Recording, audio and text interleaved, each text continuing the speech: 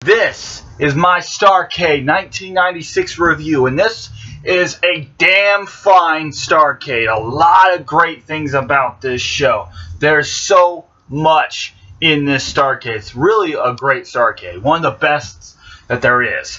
So, at this point in time, the NWO is dominating, and WCW is #1 in the world.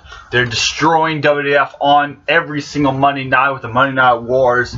You know, WCW is kicking ass. You had, the Giant join the NWO. Eric Bischoff's a part of it. Ted DiBiase was manager. So was Vincent, and I think Six was a part of it too at this point. So those were your members at this point in time. So, Starrcade 1996. Now, Fall Brawl, we saw Sting, cleaning house, and then he said, "Stick it," to Luger, and he was gone. So, but we do see Sting later on in the show. He does not have a match, as he doesn't have a match till Starrcade 97. And I've already talked about that debacle, so let's go. Ultimo Dragon defeated Malenko to capture the Cruiserweight Championship belt in one of the greatest Starrcade matches of all time. This is the best opener of Starrcade. This is the best. This is one of the best matches in Starrcade history. All I gotta say is watch it.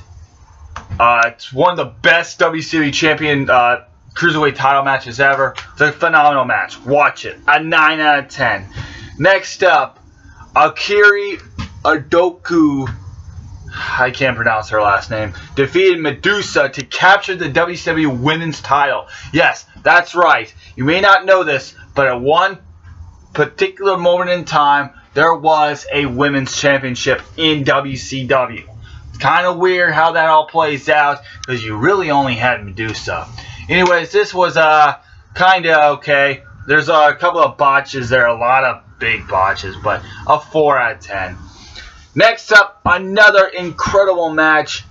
Justin Thunder Liger defeated Rey Mysterio Jr. and an incredible match. Fabulous. An 8.5 out of 10. Phenomenal match.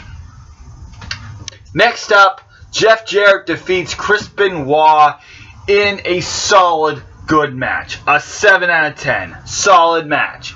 The Outsiders defeated the Faces of Fear to retain the tag team belts.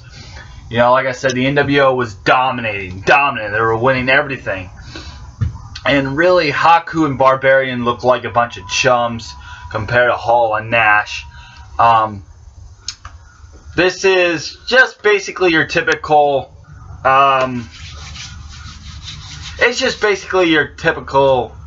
It's whatever it is, It's just a dominating match. It's just a showcase match for the Hall and Nash. A 4 out of 10. Not their best tag team match by far, though.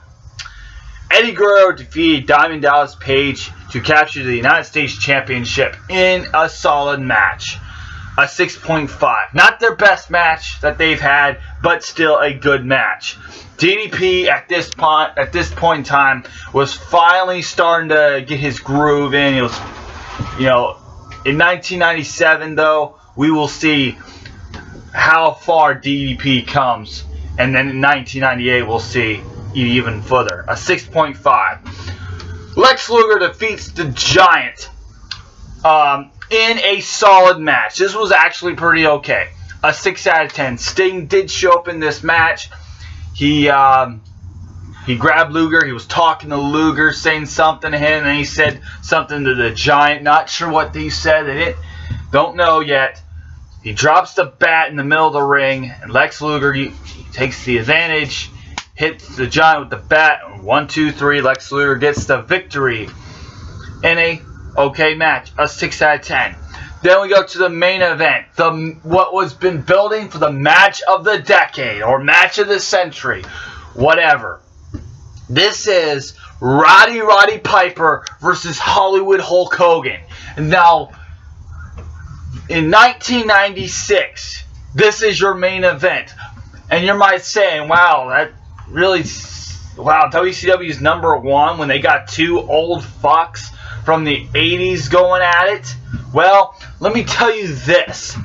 This was WCW's biggest main event until the next year's Starrcade. This was the biggest main event that actually any fucking wrestling company has had in the 90s at this moment in time. Think it that way. You know, as great as Bret Hart versus Shawn Michaels from WrestleMania 12 goes, it's a phenomenal match. It's phenomenal as phenomenal can get. However, this put more butts in the seats. This sold more tickets. This garnered more TV. The whole build-up, great, more TV ratings. It drew more money, is what I'm trying to say. That's right. These two old fucks drew more money for their biggest show of the year than Bret Hart and Shawn Michaels did for their biggest show of the year earlier on. It's fucking crazy. Now, a lot of people will give this match crap.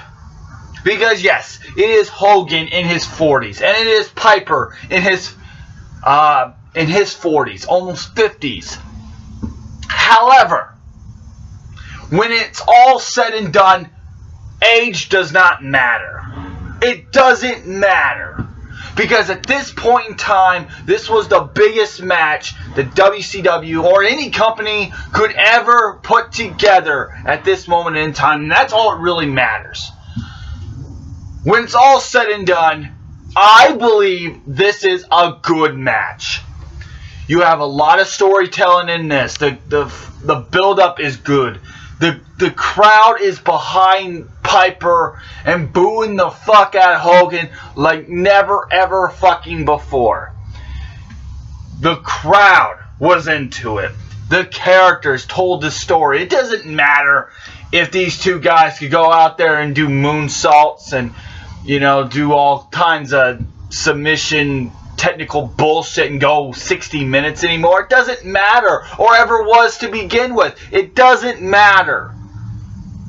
All that matters is that the fans fucking loved it. And here's the deal. Roddy Piper defeated Hulk Hogan. That's right, one of those rare occasions Hulk Hogan lost clean to Roddy Piper. Now, the championship was not on the line here. For some weird reason, the title was not on the line. However, it doesn't really matter. That's how big this match was. This match is so important, so big, that it didn't need to put they did not need the championship on the line. They did not need the belt on the line. That's how big this match was. That's how important this was. In my opinion, I'm giving this a 6 out of 10. A lot of people will give this a 3 or a 4 or whatever the case may be and call it a mediocre, poor match. In my opinion, this is a good match, and I don't care what anybody says. Roddy Piper defeats Hulk Hogan in a crowd-wise phenomenal match. A 6 out of 10. Overall, Starrcade 1996 is a fantastic show. A fantastic show down the boards. I am actually going to upgrade this from a 6.5 to a 7 out of 10. Because of the crowd, because of build-up, and all that jazz. This is a solid Starrcade, and you should most definitely watch it. Get it? Watch it on the network right now. It is a great show. However, what's a very disappointing show will be my next Starrcade review, and that's 1998. See ya. Bye.